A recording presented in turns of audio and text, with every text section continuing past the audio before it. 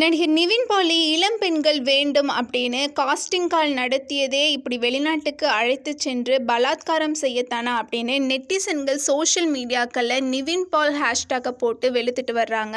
இந்த ஆண்டு மலையாள சினிமாவில் பிரேமலு, மஞ்சுமல் பாய்ஸ், பிரம்மயுகம், ஆவேசம், நிவின் பாலி நடித்த மலையாளி ஃப்ரம் இந்தியா உள்ளிட்ட பல படங்கள் வெளியாகி ரசிகர்களை கவர்ந்துச்சு. மோகன்லால் மகன் ஹீரோவாக நடித்த வருஷங்களுக்கு சேஷம் படத்திலும் நிவின் பாலி இந்த ஆண்டு கேமியோ ரோலில் நடித்து கலக்கியிருந்தாரு.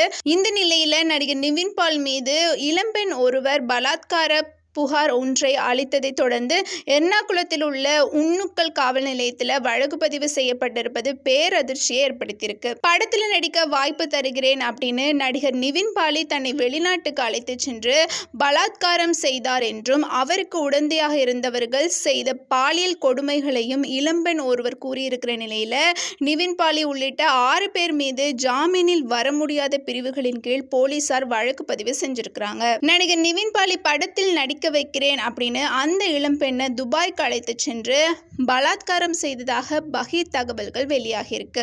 இந்த நிலையில அந்த இளம்பெண் கொடுத்த செய்தியில் எந்த ஒரு உண்மைத்தன்மையும் இல்லை என்றும் தான் எந்த ஒரு குற்றத்தையும் புரியவில்லை அப்படின்னும் அதிரடியாக மறுத்துள்ளார் நடிகர் நிவின் பாலி. தன்னை பற்றி அவதூறு பரப்பியவர்களை வெளிச்சத்திற்கு கொண்டு வந்து சட்டப்படி நடவடிக்கை எடுப்பேன் என்றும் இளம்பெண்ணுக்கு பாலியல் தொல்லை கொடுத்தேன் என கூறுவதில் துளி அளவும் உண்மை இல்லை அப்படின்னு நடிகர் நிவின் பாலி மறுப்பு தெரிவிச்சிருக்கிறாரு.